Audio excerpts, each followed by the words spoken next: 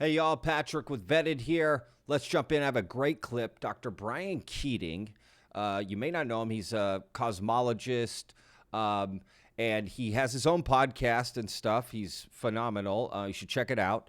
But he was recently on Joe Rogan, first time, and actually check out Dr. Brian Keating. His interviews are great. He's kind of up and coming, which is why I think Joe Rogan is having him on. But he's phenomenal to listen to. He's really smart, of course. But he had this interesting conversation with Joe Rogan about something that I thought was pretty interesting that we should discuss, which is he throws out this scenario about potentially why there are no aliens. Like, we're the only life from Earth. Earth is it.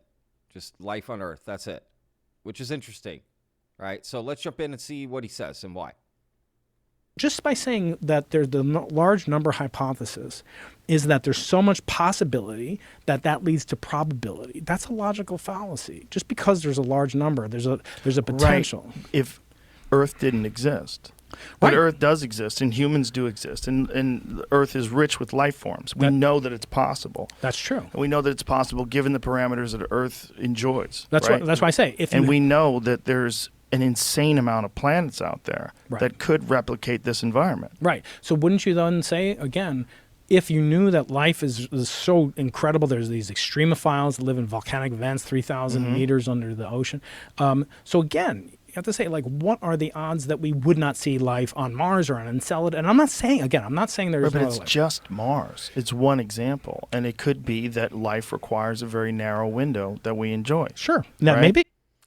Yeah, see, this is interesting. And he's about to go into, like, why, all these different things and math and scenarios. So just be prepared. Again, this is a very smart guy. So just think about what he's saying before you make your comment, right? But definitely comment and let me know what you think about this. I'm really curious. Any holes in this? I do have something to say about it. And Joe kind of brings it up as well. Let's jump in and see here in just a second about that. But look at all the other factors that go into life existence on Earth. We talked about Jupiter before. There are scientists that believe that without Jupiter, we wouldn't be here because Jupiter is like a big vacuum cleaner. Right. There are scientists that believe that if the moon wasn't as close as it is, that the moon is exactly the same angular diameter as the sun from the Earth. Do you know what that implies for you? And next April 8th, when I come and visit you again, there's a total eclipse of the sun. Oh, wow. So I'm going to take you, if you're willing, I'm going to take you sure. to show you the eclipse. That sounds like a lot of fun. It'll change your life. Where would we go? We're going to go up to San Antonio. Oh, nice. We're going to drive. It's easy. Okay. Or a fly. We'll get It's only a 90-minute drive. It's not even 90 minutes, right? Have you ever experienced a total solar eclipse? I didn't experience it because I remember, was it Donald Trump that was staring at the sun? Wasn't it? It was him? Yeah, it was. It was him. I was like, I'm not going to be that guy. I think I did try to look at it.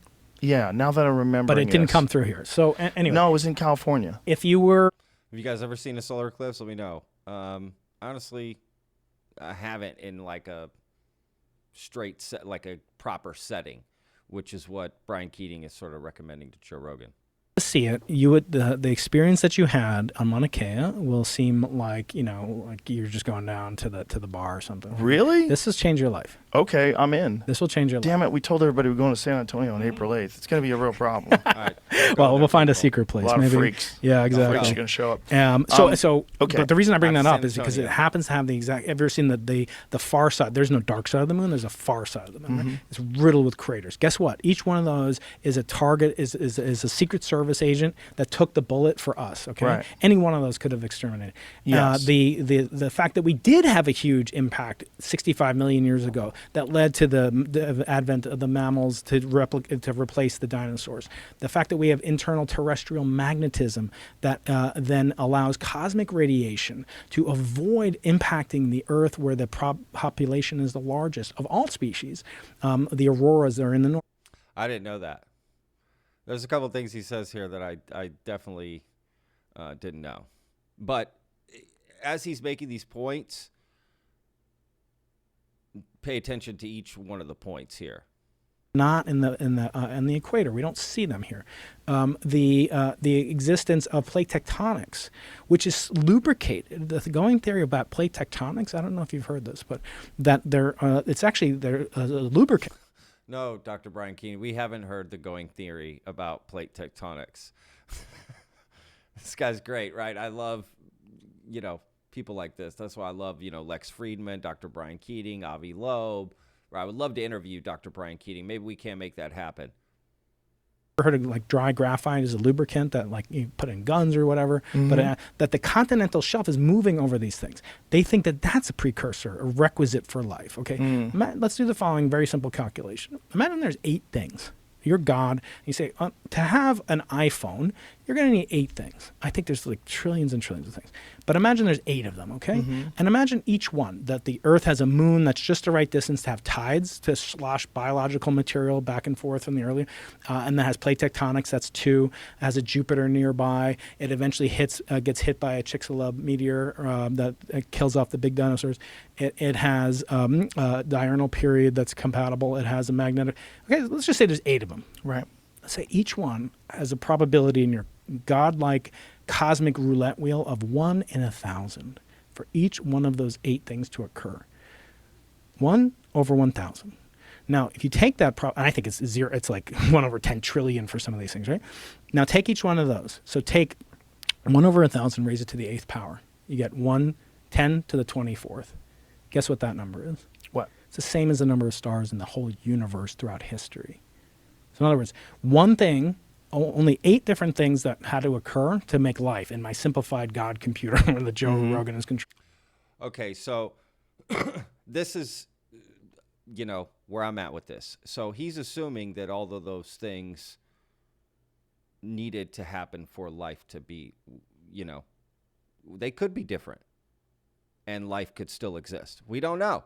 In fact, life could be stumped. We could be supposed to be doing better here on Earth, but because of some of these things, it prevented us, right? Like, we're not too sure. Maybe we were supposed to live amongst the dinosaurs. I don't know, right? Like, maybe they weren't supposed to go extinct. Who knows? Maybe they were the species that was going to, evolve into a smarter species and become something. I mean, you know what I mean? We're going off one reference, so you're going to hear all these crazy theories, right? So I'm curious what y'all think about his theory, what I just said. And Joe's about to make another point as well, which is just that, right, there's all these planets that life could form in so many different ways, right? And I think that about Earth too, that just because it happened this way doesn't mean this is the only way it could have happened. We don't know that. And that's under that assumption, which is where those probabilities come from. So, right. But it is interesting. Let's keep going. And the probability of those 8 things is only 1 part in 10 to the 24th. Then the problem is you're multiplying a large number by a number that's completely unknown. The probability that all these events could line up to make life. And you're saying anything times infinity is finite. Right. And I don't but agree can I with stop that. you? But we're not necessarily saying that. For first of all, is it conceivable that there would be solar systems that don't have the sort of asteroid and meteor activity that we do? Yes. Of course, yeah. So wouldn't they maybe not get as pelted by asteroids and meteors and have more time to develop? Isn't that conceivable that there could be a different kind of life? If we find so much variety of life, like we talked about the volcanic vents, and isn't it possible that there could be other ways that life could form in different environments that may be hostile to biological life on Earth, but not to whatever evolves there? When we're talking about an infinite number of variables, when we're talking about so many different planets. But why is it that the large number? See, again, that's the Carl Sagan. If there's no life in the universe, it's a big awful waste of space. But that implies I don't think that's true. I think that's what he said.